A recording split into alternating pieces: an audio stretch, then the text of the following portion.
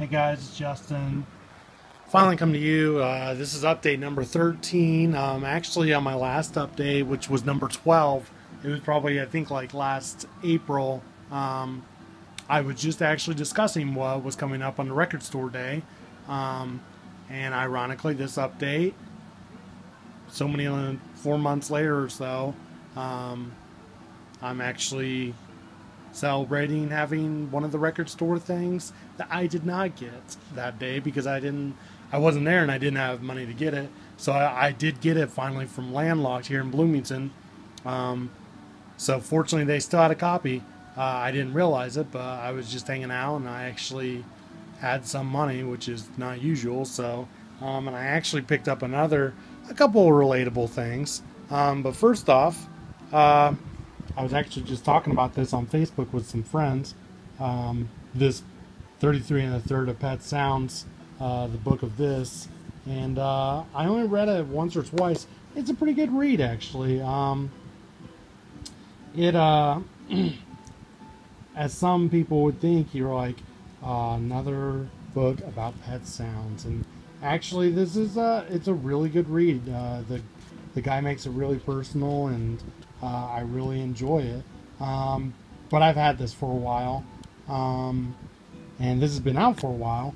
I believe this one's a little newer, and I just got it today. It's a Van Dyke Parks Song Cycle of the 33 and Third books, and I really hope they. This was at Landlocked as well. Hopefully, I can get if they have Smile here soon, the 33 and the Third. Which this will be fun to read anyway. Before that, having been a fan of Van Dyke's Song Cycle album, so I'd love to hear what you guys think about this book. I'm pretty excited to get to read it finally, and so I was able finally to pick up. I've already had this on CD for a while, but now I have the album itself of Stephen Kalinich's World of Peace Must Come, and of course the official Record Store Day seal, and the Light in the Attic Records Blue Wax, which is very cool. And we have some different folks, as Brian Wilson, talking about the record, mentions that Alan Boyd does the liner notes, and I'm really looking forward to opening this up. I've not opened it up all the way. I've only cut the seal here where you can pull out the record. So we'll open that in just a minute. And a couple other things I picked up. Picked up Wildlife up, actually, the Wings album. There's a couple songs I always liked on it. I never had this on vinyl, but I really loved Mumbo and Bip Bop and Tomorrow. And I never had it on vinyl, and I thought it was a good copy, so why not? And then I already have a couple of copies of the '85 Beach Boys album, but they weren't in the best condition. But this, I mean, they were in okay condition, but this is really like, for $4, it's in really good condition. So if I could just open it up and show you the liner notes there that come with the LP. And it's just in really good shape, and I'm really excited about having that. As a hardcore fan, I would call myself,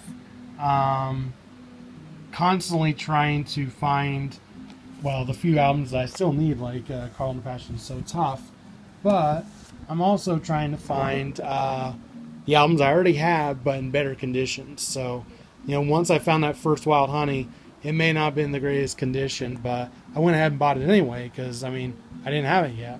So, anyway, that's a better copy of the 1985 album of the Beach Boys, self-titled. So, we're going to look here in Stephen Kalinich's World of Peace Must Come. So, I'm so weird about LPs, and the picture of the side there. And I'm really indecisive about opening these things, like keeping them in the wrap itself. But here I did notice this is the series number of This is 428 of 2000, so that's cool. So I'm not sure if the CD is sold anymore anywhere. I'm sure you can find it, but I'm really, really happy to have had this. So looks like I just opened. Come on! I wish there was a pause button on here so you guys wouldn't have to watch me be an idiot here. In the background, you're hearing Derek White, one of my friends I met on MySpace years ago. Very talented musician. And we have liner notes, which is cool. Great, we have big liner notes, which these were pictures that were on the CD, but obviously CD size. So we have, yes, the liner, and so cool to have all this stuff. Here we have our notes,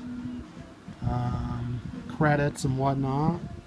So there's Steven and Brian Wilson, which is very cool. So we got that. Steven, if you're watching this, thank you for getting this on vinyl. Pretty excited about having it finally. And I believe it is just one LP. So there we go. And ooh, this looks awesome. Things will look like a bootleg. That's awesome. Man, they did a great job on this. Reminds me a lot of one of the CDs that was on the Smile Sessions box set. Had the Sunset Sound Recorders label on it. That's pretty awesome. Steven, if you're watching this, thanks for getting this on record. I'm really happy this is out. I can't wait to listen to it. This will be the second blue colored LP I own, other being Pacific Ocean Blue, which is obviously Dennis Wilson. See if there's anything in the, can we read there, anything on the vinyl itself. Sometimes you can see stuff, I just see a number. Not really see anything. That's okay. I just love, just being a record geek, I love to search these things out. No, but man, that's awesome. Really looks like he wrote on there. I don't know if that's true. Probably not, but so there we go. Just thought I'd show you guys what I ran into. Really glad to find this and have it on vinyl finally. So anyway, you guys take care, and perhaps we'll get back to finishing up my little review and discussion on the Brian Wilson songwriter DVD documentary from 1969 to 1982. So anyway, you guys have a great day, and we'll talk to you later.